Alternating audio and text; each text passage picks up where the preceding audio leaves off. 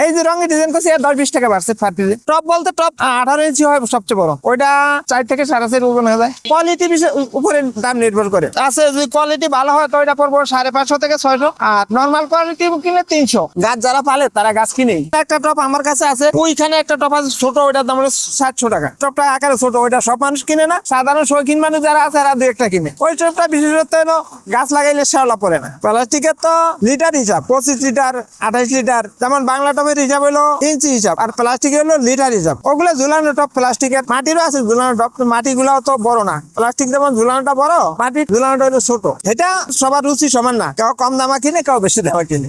এই সমস্ত জিনিস মহিলারাই বেশি কিনে। স্টুডেন্টরা শখ করে গাছ লাগায়, এরা তো দামি টপ কিনে না। স্টুডেন্টরা খালি গাছ কিনে আর এই নর্মাল টপ কিনে। এখন প্লাস্টিক একসাথে আমাদের এই শিল্প পড়াই মাইর খেয়ে গেছে, মাইরের পথে সীমিত কিছু চলে। এখানে মাটির টপের দোকান ছিল 8-10টা, এখন আছে 4টা, 6টাই বাদ হয়ে গেছে।